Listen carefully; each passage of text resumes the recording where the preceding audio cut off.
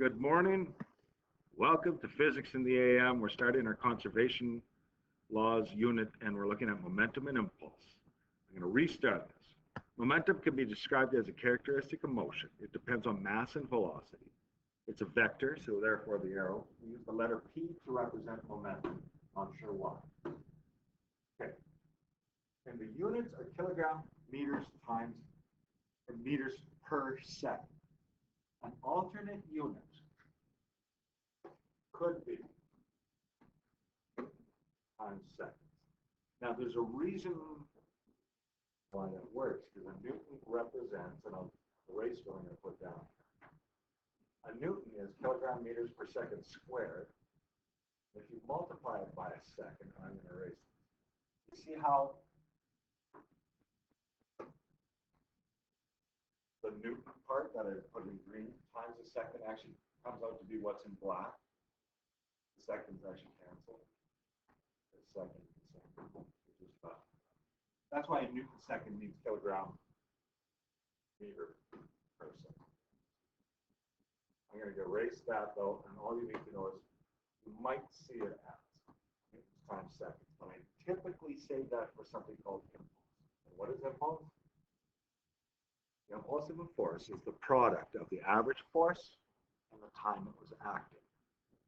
Impulse is a vector, but it doesn't have a letter to represent it. Like, we don't use the letter I, for example.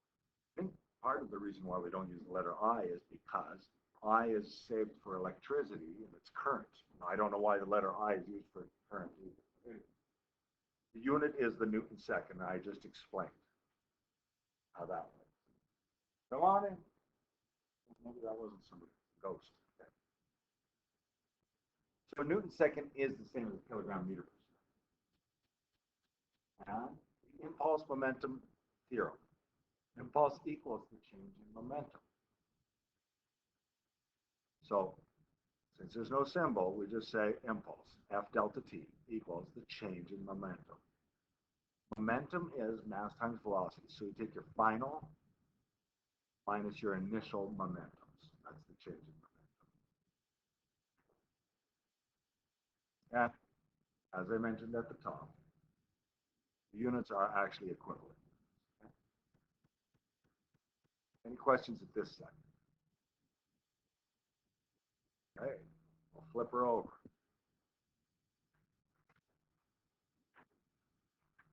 Now, before we talk too much about this, momentum, where have you used that in everyday kind of language, non-physics? Oh, come on. You guys have heard about momentum, right? Okay, tell me. You're nodding your head. You guys, just because you're, yeah, rolling the ball. What would have more? Oh, sorry, yeah. Go ahead. In motion and like a force stops acting on it, that's the momentum would be like the speed that it still has. Right, MV. And it doesn't rely on a net force. It doesn't have to be accelerated to have momentum. So, intuitively, which has more momentum? Think about, say, football or something. Even if you don't play it, I think you can imagine it. Me running at 10 meters per second, I run into you, or my older brother, who was well heavier than me, 250-ish pounds, 270-ish pounds, running 10 meters per second and runs into you. Who's going to hurt more? Who has the more momentum? Who is it? The heavier person. So when velocities are equal, you understand momentum, right? Intuitive. Heavier objects or objects that are going faster. So you understand momentum intuitively when it comes to car collisions. A heavy truck running into my Toyota car, Corolla, the truck will have more momentum. But there's a point where if my Corolla is going at, say, 50 kilometers per hour and the truck is going at 20 kilometers per hour, they might actually have the same momentum, right? which is going to hurt more? Well, about the same because I'm lighter but going faster. You guys kind of get this, right? Intuitively, there's balance. Now we're going to do the math behind that. Here's, okay, if you're given a graph of force and time, impulse is the area under the curve. That's called the integral in calculus. And you'll take that. Next semester, it'll make sense if you take calculus. Half the physics people probably will. Here's an analogy between something you already understand. I hope. Position. We call that, like what you studied already. That's going to be similar to what we call momentum. And actually, I said the letter P, and I can't tell you P just because I don't want to go into my special characters. The actual character is rho. It's a Greek letter that looks like a P. Don't worry. But that's why I use this. What? There. That's a rho. We'll call it P. Now, the displacement, how far you travel, is similar to what we call impulse. Velocity is the change in position over time. Force is actually the change in momentum over time. So they are related. It's just related by time. On a graph, we know a BT graph. If we take the area, the triangle and the rectangular, we get the displacement change. If I do the same kind of an area under a force time graph, we get the change in momentum. And I can call the change in momentum. So, an example. So the algebra is no different than what you've been doing before. It's just a new idea of thinking it through, which is actually the trickier part. A softball, less than a kilogram, has an initial velocity of negative 28 meters per second. I'm just saying negative 28 to indicate it's going to the left, maybe on my diagram. A bat hits it, the ball now goes in the positive, the opposite direction, 47 meters per second. The bat is in contact with the ball for 4 milliseconds. Now, millimeters, milliseconds, 1,000, right? Divide by 1,000. Find the average force exerted on the ball. Now, I have the answer here. We'll know if we do it. So let's work this through. We're going to use the impulse momentum one. There. So, impulse momentum is F delta T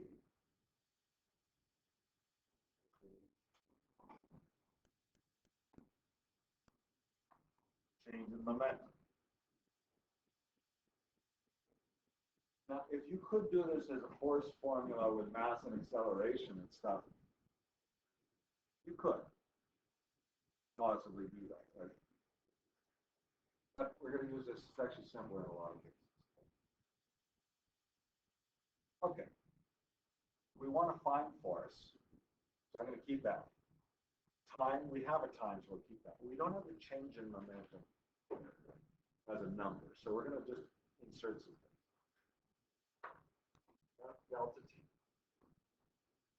We'll change the momentum. Momentum's formula is mv. So always take the second minus the first, the final minus the initial. So we're going to go mv2, mv1.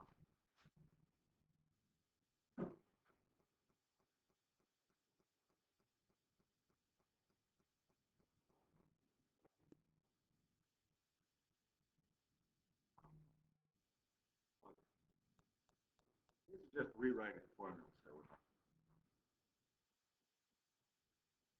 So then, do we have enough information to plug in? I think we do. You guys want to solve for M first, or do we want to just put in numbers and solve? Symbols are numbers. Oh, come on, guys. Numbers, okay. So we're solving for average force. We have the change in time, but we're going to use it in seconds. insignificant. We have a mass of, that's like,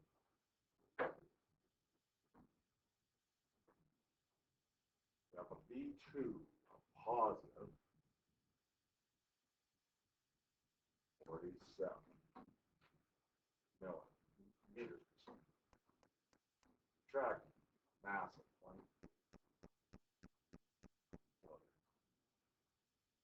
20. Negative 28. Whatever kilogram, right? Meters.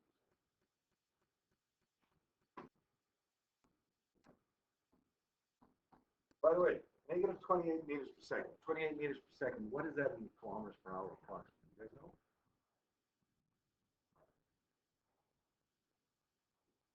That's about 100 kilometers per hour. What are Major League ball pitchers throwing at approximately? 100 miles an hour, well over 100 kilometers per hour. So this is not a crazy.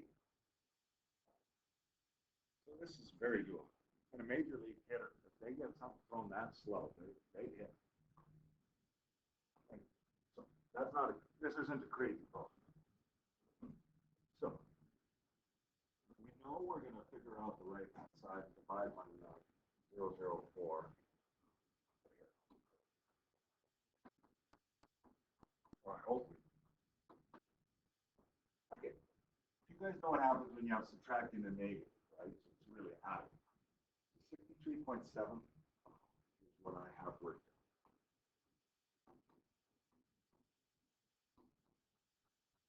Okay. Once we have that, we know we've got to divide this.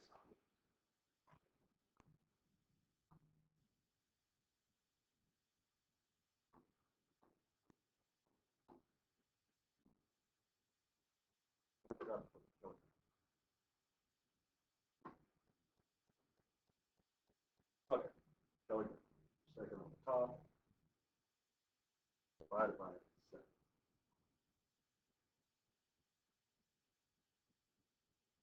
Half is equal.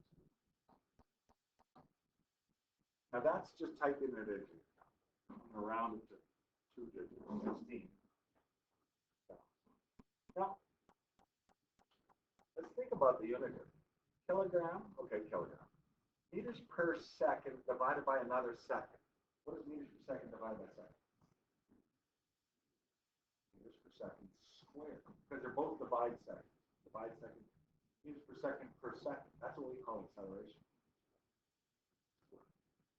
So this is really kilograms times meters per second. That's the new. So it makes sense. We do get force units. I'm going to put down my new. Surprise, surprise. Got a bunch of questions. I like a lot. Right? For doozies. You guys are going to work away. And yeah. Pause the record. Oh,